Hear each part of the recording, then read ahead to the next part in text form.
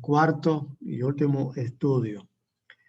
Bien, hemos visto hasta este día, hemos visto 9 dones espirituales que hemos descrito, hemos explicado y hemos puesto ejemplos bíblicos y hasta fuera de la Biblia también. En esta noche vamos a abarcar desde el número 10 hasta el último y una conclusión acerca de cómo descubrir nuestros dones. Comenzamos con el número 10, maestros, el don de maestros o el don de enseñanza, que aparece tanto en Romanos como en 1 Corintios. Aparte de los pastores que deben ser maestros de la palabra, por supuesto, pues la Biblia dice que los ancianos deben ser aptos para enseñar.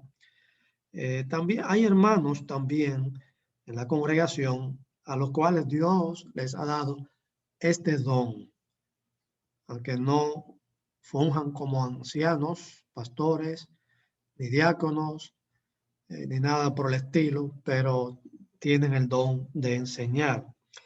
Este don capacita para entender las doctrinas de la Biblia y explicarlas de tal modo a los creyentes que les sea útil para su entendimiento, para su edificación, para su crecimiento y madurez teológica y espiritual.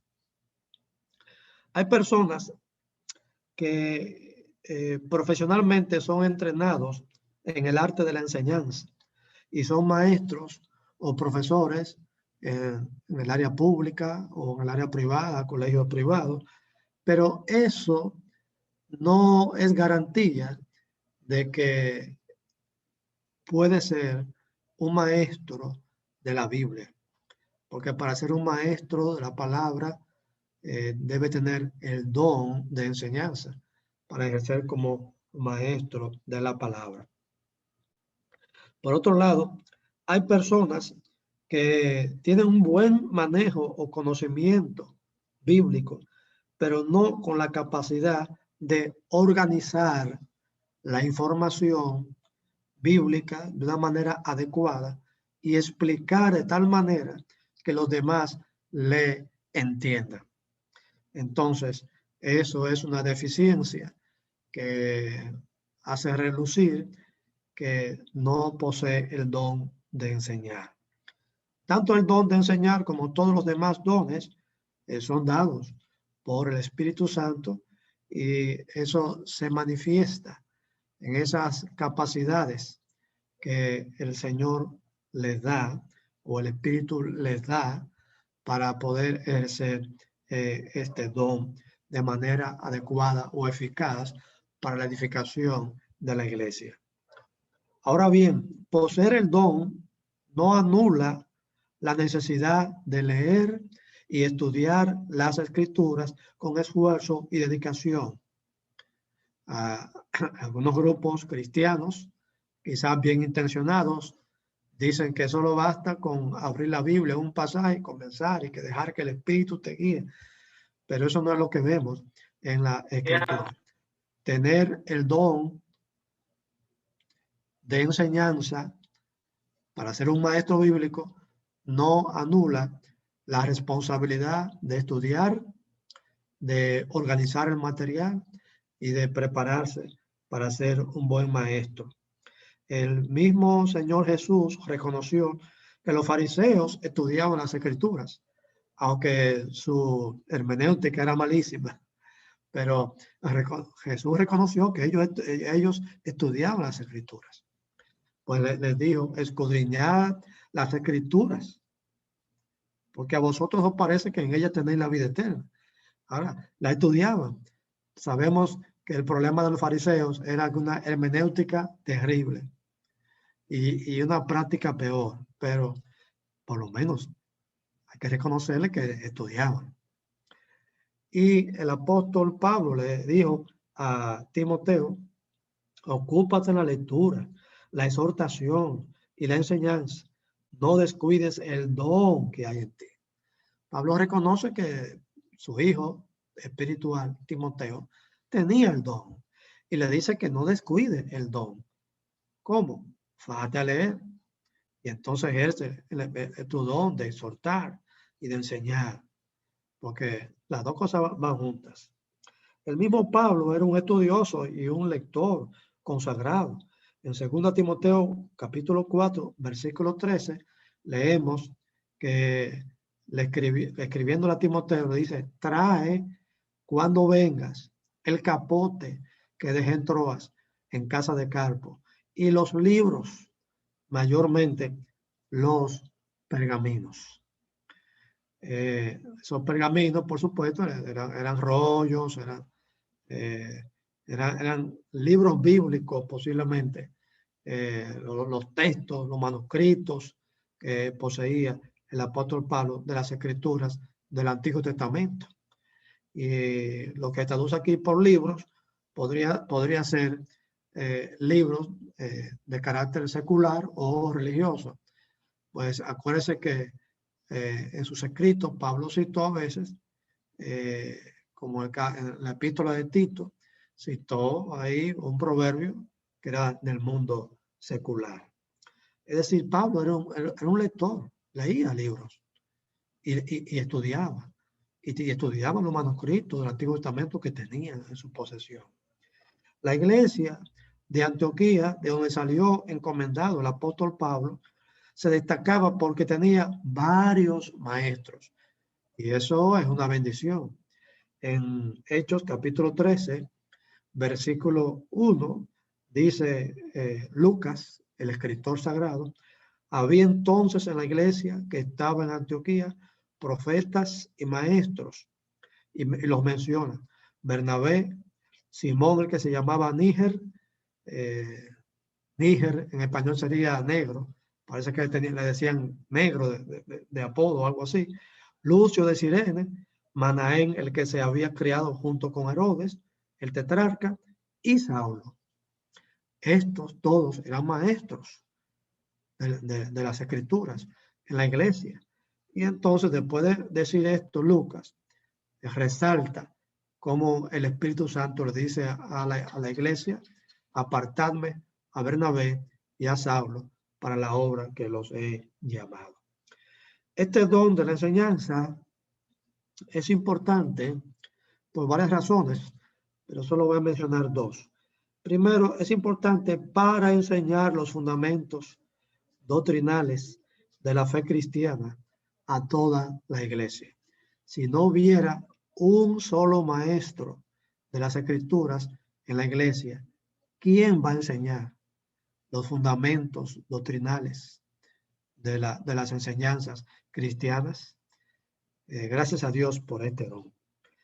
En segundo lugar, este don es importante para proteger a la iglesia de las falsas doctrinas que constantemente amenazan la salud doctrinal que sirve de base para una sólida y sana salud teológica y para una saludable práctica de vida cristiana. Algunas personas no entienden que la teología es muy importante porque es el fundamento de la doctrina. Y entonces la doctrina es el fundamento de la buena práctica de la vida cristiana. Si la teología es incorrecta, la doctrina es incorrecta y la práctica cristiana sería incorrecta. Por lo tanto, el apóstol Pablo en sus epístolas pastorales usa un término varias veces, es que habla de sana doctrina, porque la sana doctrina produce una sana vida cristiana, una sana práctica del cristianismo. Este don, por supuesto, no ha vencido nunca. Está vigente y seguirá vigente mientras la iglesia esté sobre la tierra, porque la iglesia necesita la buena enseñanza de las escrituras para que se fundamente en la verdad de la revelación bíblica. El número 11 es el don de servicio o ayuda, aunque aparece con varios nombres en estas listas que estamos estudiando, y lo vamos a resumir en este solo don. Por ejemplo, el don de misericordia, el don de dar, lo incluyo aquí, en el de servicio o ayuda. Podemos definir este don como la compasión especial dada por el Espíritu Santo que inclina el corazón y la voluntad para ayudar o servir a otros en una necesidad particular, sea económica o sea de cualquier otro tipo. Por supuesto que la Biblia nos exhorta a todos los creyentes siempre a estar dispuestos a ayudar. Mayormente, como dice el apóstol Pablo en Gálatas, dice mayormente a los de la familia de la fe. O sea, todos somos responsables de tener esa actitud de servicio, de ayuda a nuestros hermanos en la fe y aún a los que están fuera de la iglesia, siempre que no sea posible, pero mayormente, dice Pablo, o primero a los de la familia de la fe. Ahora bien, hay personas que tienen de una manera particular, dada por el Espíritu Santo, el don de ayudar, el don de servir. Estos que tienen el don, les es muy fácil compadecerse de los que están en necesidad y les es muy fácil desprenderse de lo que sea para ayudar, aunque tal vez a otros les sea difícil, pero para estos hermanos que tienen el don de ayudar, tienen vamos a decir, del corazón, esa capacidad de sentir compasión y de ayudar a aquellos hermanos que tienen necesidad, incluso de detectar que hay un hermano con necesidad, aunque quizá los otros no lo vean. Pero ese hermano, con este don de ayudar, detecta con facilidad, fulano está en necesidad, y se acerca y averigua específicamente cuál es la necesidad, y entonces está dispuesto a ayudar. O, en el caso de que tal vez no pueda directamente, pues busca por otra parte cómo hacer que este hermano se le ayude para resolver su necesidad. Conozco un hermano aquí en Santiago que cuando vine a vivir para acá la primera vez en los años 90, este hermano es médico, pero tenía un don como de mecánica, diría yo. Cualquier cosa que usted tuviera dañado en la casa, lo arreglaba. Sea la nevera, sea, qué sé yo, la plancha, sea cualquier cosa que hubiese en su casa dañado, y usted se lo decía, fulano, se me dañó la plancha. Él se pasaba una mañana, una tarde entera, o un sábado entero en su casa, y le arreglaba todo lo que tuviera dañado. Y yo le decía a este hermano, tú no pareces anciano, tú pareces más un diácono. Dice, no, yo hago lo que sea para servir a los hermanos. Un don de servicio, de una manera maravillosa. Ejemplo bíblico, podemos mencionar un ejemplo bien conocido por las damas de la iglesia, que es Dorcas. En Hechos capítulo 9, versos 36 al 39, se menciona que esta señora y hermana en Cristo hacía túnicas y vestidos para ayudar a otros, para ayudar a otras personas. E incluso se menciona que murió esta hermana y todas las demás hermanas mostraban aquellas cosas que esta hermana fallecida hacía para ayudar a los necesitados. Otros dones como misericordia y repartir, que se menciona en Romanos 12:8, encajan perfectamente dentro de este campo de servicio. Porque para ayudar hay que sentir misericordia. Y para el que siente misericordia, está dispuesto a ayudar.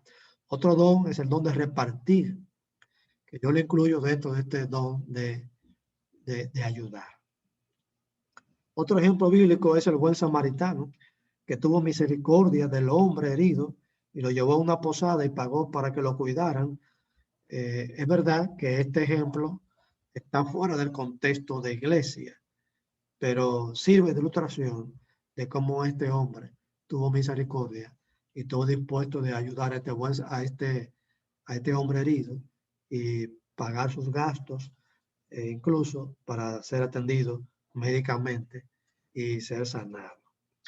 El siguiente don El número 12 es el don de la fe. Este don hay que diferenciarlo de la fe que se pone en Cristo, la fe inicial que se pone en Cristo para la conversión y el nuevo nacimiento. Eso es otra cosa.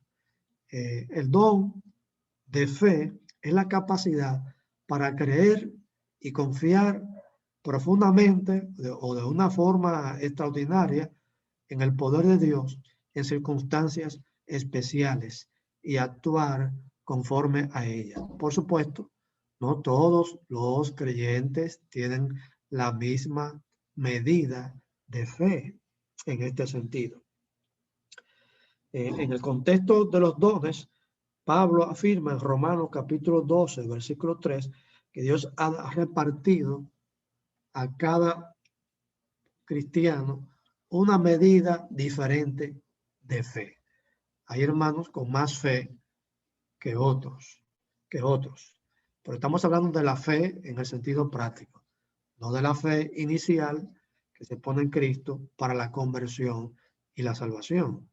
Romanos capítulo 12, verso 3, Pablo escribió: digo pues por la gracia que me es dada a cada cual que está entre vosotros, que no tenga más alto concepto de sí que el que debe tener, sino que piense de sí con cordura, conforme a la medida de fe que Dios repartió a cada uno.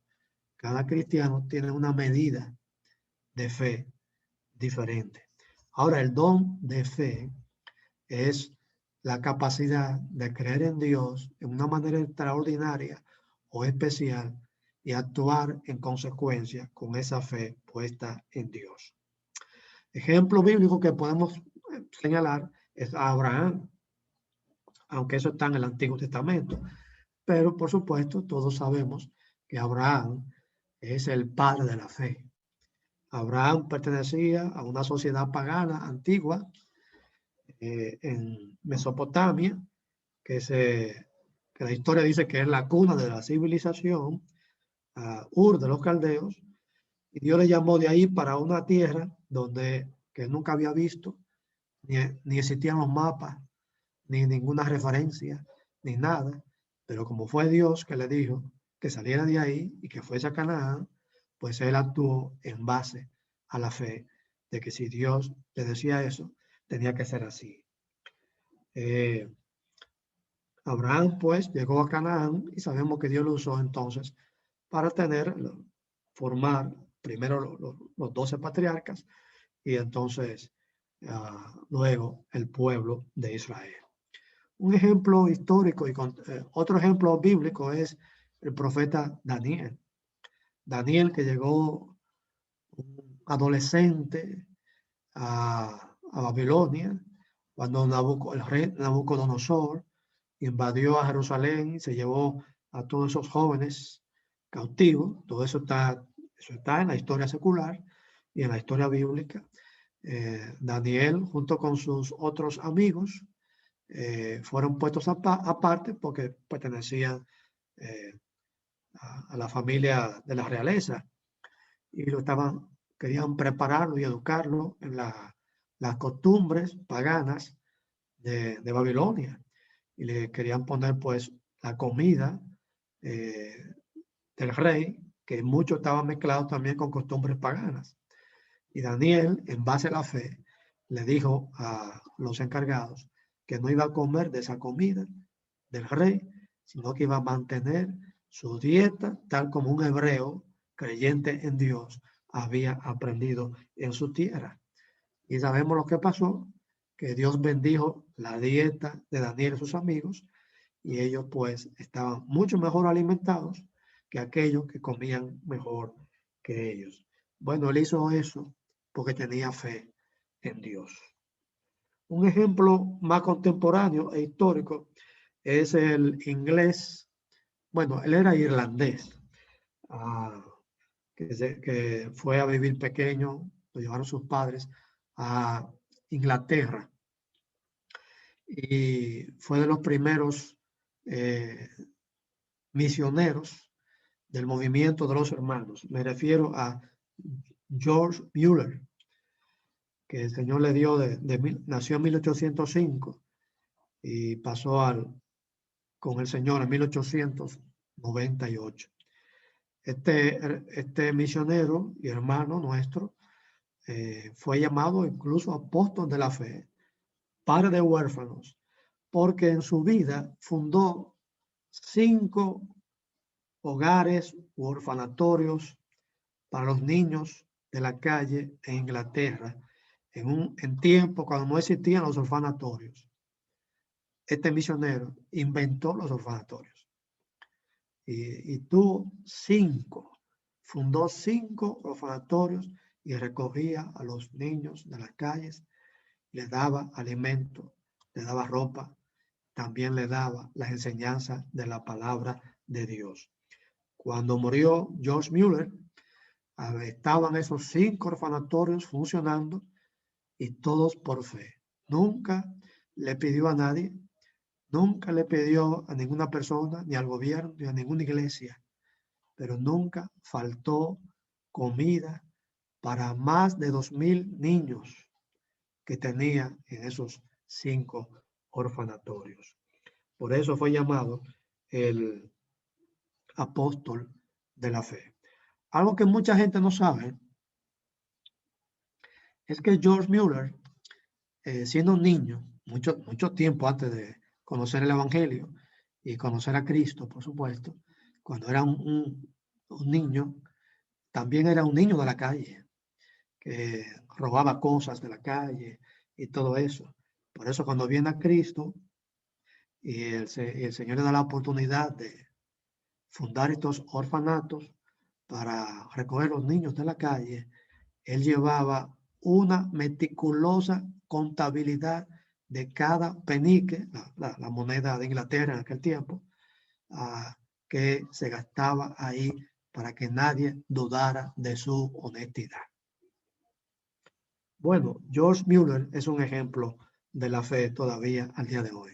Perdónenme por abundar un poquito en este punto. El número 13 de los dones es exhortar o exhortación, que aparece solamente en Romanos 12:8. Note eso, por favor. Este don aparece solamente en esta lista de Romanos capítulo 12. La palabra exhortar es la palabra griega parakaleo, y es que es una palabra compuesta realmente. Para, que significa junto a o acerca de, y kaleo, que significa llamar o llamado. Sé que los que manejan el griego bíblico, pues ya han visto esta terminología. Es decir, el que exhorta se acerca a la persona para estar junto a ella en un momento de crisis, en un momento de desánimo o de necesidad, que mayormente espiritual, para poder ayudarle, para poder aconsejarle, para poder animarle, etc. En el Nuevo Testamento, esta palabra se traduce mayormente exhortar, pero también se traduce consolar y también se traduce rogar. Puedo citar como ejemplos a Romanos 12:1, 12:8, 1 Corintios 1:10, 4:13, 4:16, 14:31, Colosenses 2:2 y muchos más. Tienen muchos usos en el Nuevo Testamento, mayormente el apóstol Pablo. Es completamente distinto al don de enseñar, sin embargo, está evidente o claro que toda la exhortación tiene que estar fundamentada en los principios de la palabra de Dios. Nadie puede exhortar a otro cristiano con principios que sean sacados de otra fuente que no sea la palabra de Dios, porque entonces la enseñanza o la exhortación va a ser incorrecta. Ejemplos bíblicos de este don que podemos mencionar es Pablo mismo y Bernabé, que ejercieron ese don en 3 ciudades, Listra, Iconio y Antioquía, en su segundo viaje misionero. Dice en esta porción de Hechos 14, perdón, primer viaje misionero, creo. Dice, Pablo y Bernabé volvieron a Listra, Iconio, Antioquía, confirmando los ánimos de los discípulos, exhortándoles a que permanecieran en la fe y diciéndoles, es necesario que a través de muchas tribulaciones entremos en el reino de Dios. Pues ahí ejercieron el don de exhortación para animar, para animar. Otro ejemplo bíblico es el autor de la epístola a los Hebreos, que escribió como epílogo de su epístola estas palabras. Os ruego, hermanos, que soportéis la palabra de exhortación, pues os he escrito brevemente. Oiga, di que brevemente 13 capítulos tiene la epístola. Y la epístola entera es, la llama el autor, una exhortación para los hermanos hebreos que estaban en diferentes lugares. Este don, por supuesto, como los otros que hemos mencionado, es muy útil en el ejercicio del ministerio pastoral y por lo tanto no hay duda de que está vigente y que es necesario en la actualidad. El don número 14, el de administración, administrar o administración o administraciones, también en plural. La traducción viene del término griego kubernesis, que significa timonear o gobernar un barco. El hermano Francisco Lacueva, el gran teólogo español de los hermanos, ya está con el Señor, lo traduce dotes de dirección en su Nuevo Testamento interlineal griego-español. Y César Vidal, que está muy de moda ahora, César Vidal, que también hizo un interlineal griego-español, lo traduce pilotos, porque realmente está hablando de un piloto de un barco, esa palabra. Y el mismo César Vidal entonces hace una aclaración y dice que la referencia de Pablo puede ser tanto a los que pastorean la iglesia como a los que administran. Es decir, puede ser que Pablo está pensando en los ancianos. Los ancianos son los pastores. O en los diáconos, puede ser otra idea.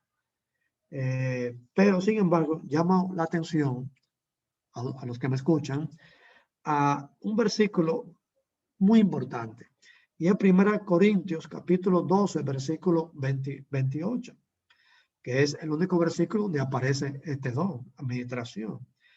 Ahí, si usted lee ese versículo entero, se va a dar cuenta que menciona a los que ayudan antes que los que administran. O sea, los que ayudan va primero y después le sigue los que administran. O sea, que bien puede estarse refiriendo a los ancianos. Porque en los que ayudan usó la palabra diaconía. Entonces, cuando menciona a los que ayudan, puede ser que estaba pensando en los diáconos. Si es así, entonces los que administran son los ancianos o pastores.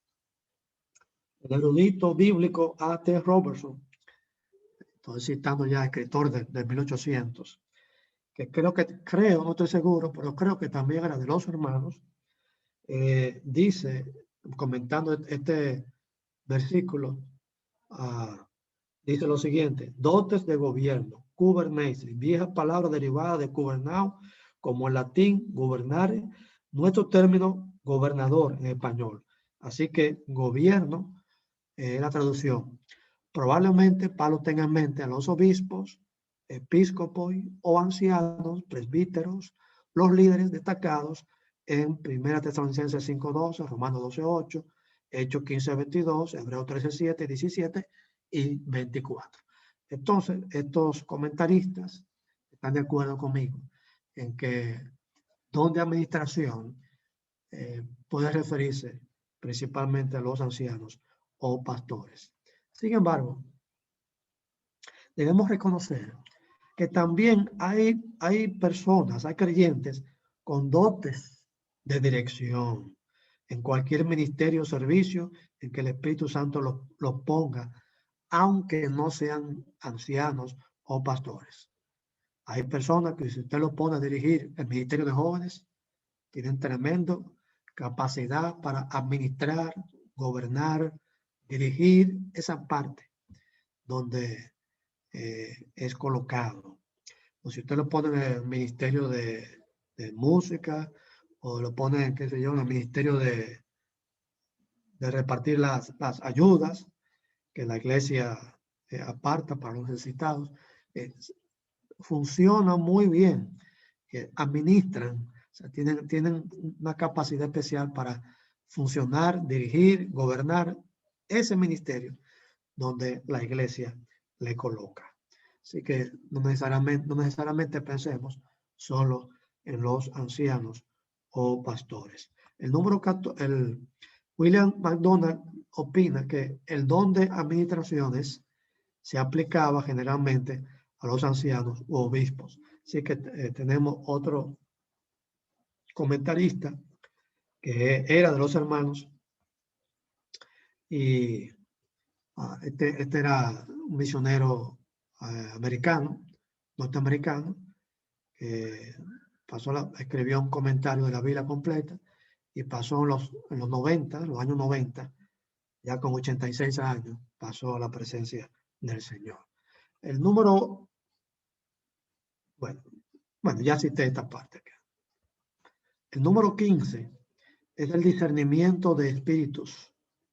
Lo podemos definir como la capacidad espiritual de distinguir la revelación verdadera de la falsa. Fíjese que se menciona este don luego del don de profecía en 1 Corintios 12:10. Dice, a otro el hacer milagros, a otro profecía, a otro discernimiento de espíritus. Se menciona después el don de profecía. Y entonces discernimiento de espíritus. Por lo tanto, la mejor definición es que este don es para distinguir la revelación verdadera de la revelación falsa, o viceversa, la revelación falsa de la revelación verdadera. Fue un don muy importante antes de completarse el canon de las Escrituras, porque ayudaba a descubrir quién hablaba por inspiración del Espíritu Santo y quién no.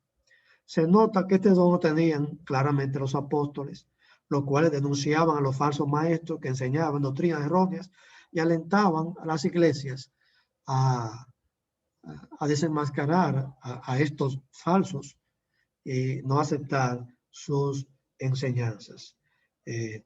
Pablo en 2 Timoteo 3 y Pedro en 2 Pedro 2 advierte mucho sobre los falsos profetas y sus enseñanzas.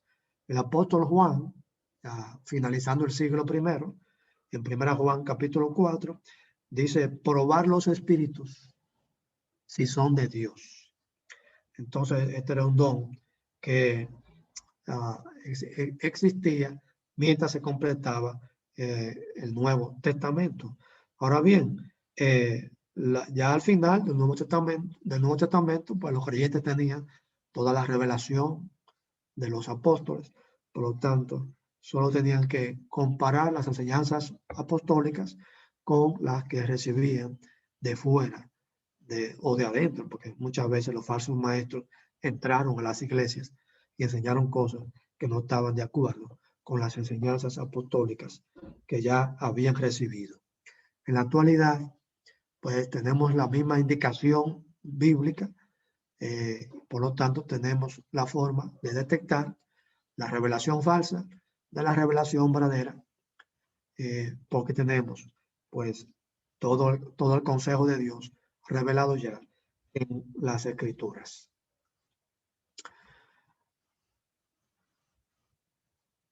Concluyendo, pues, quiero recordar algo que dijimos en la primera exposición y terminar con lo prometido de una parte, cómo saber cuál es nuestro don.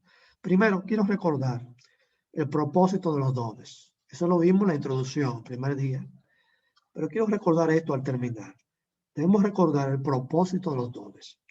Los dones espirituales son para provecho de los creyentes, para provecho de todos, no del que posee el don.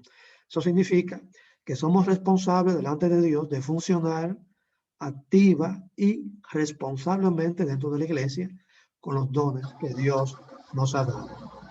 No es justo privar a la iglesia de la bendición y edificación que Dios pretende por no usar nuestros dones para la gloria de Dios. Además, es un privilegio servir a Dios a través de los dones que Él mismo nos ha dado.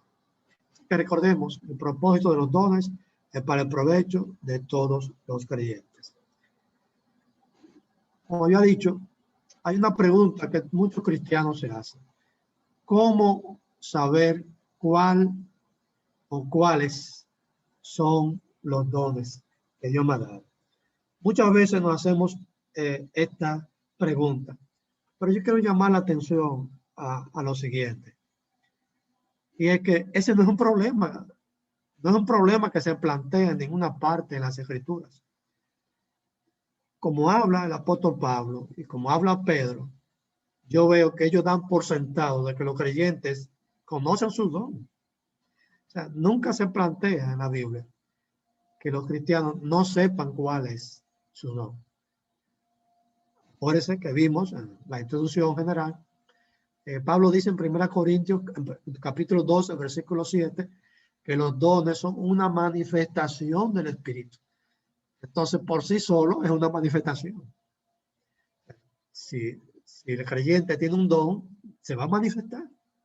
Porque esa es la forma de que tiene el Espíritu Santo para manifestarse en ese creyente. Así que la pregunta, ¿cómo saber cuál es mi don? Es una pregunta que nunca se plantea en el Nuevo Testamento. Nunca se plantea. Lo que se da por sentado en las enseñanzas de Pablo es que los creyentes saben automáticamente cuál es su don porque el Espíritu Santo lo manifiesta. Ya eres consciente de cuál es su don. Sin embargo, voy a atreverme a dar 3 consejos sobre esta pregunta que muchos se hacen. Primero, estudie cada uno de los dones espirituales que menciona la Biblia, preguntándose cuál de ellos usted puede poseer. ¿Cuál de ellos usted puede poseer? Pues puede ser que usted tenga. Número 2, ore no para pedirle a Dios el don que usted quiere tener, sino para saber cuál le ha dado el Espíritu Santo. Acuérdense que los dones son dados soberanamente por el Espíritu Santo. Entonces, los dones no se piden, los dones se reciben, tal como la palabra lo dice, es un don. Y número 3, consejo número 3, procure servir en los ministerios de la iglesia, fijándose bien cuál don le es más natural o más fácil ejercer, y sobre todo si el Señor le usa haciendo que la gente sea edificada o venga a los pies de Cristo. Si el Señor le ha dado un don, usted lo va a ejercer con mucha naturalidad y se va a sentir cómodo ejerciendo el don que sea que el Espíritu Santo le dio. Y número 4 y último, ante todo recuerde que los dones son para la gloria de Dios, al ejercerlos humildemente en su nombre. No son para usted, no son para mí, son para la gloria de Dios.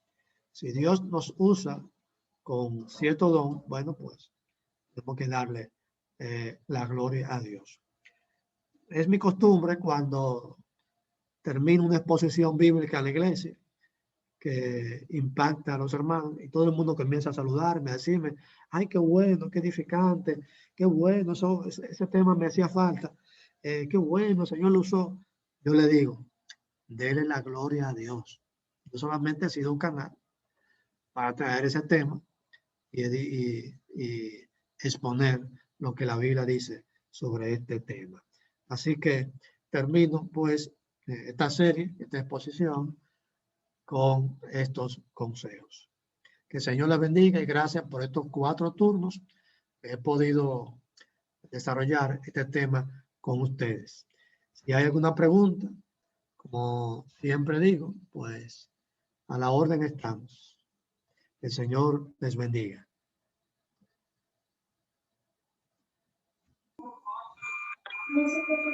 Amén. Que el Señor continúe bendiciendo a nuestro hermano Wilfrido Payán. La sexualidad, obviamente, la dependencia a narcóticos, pero también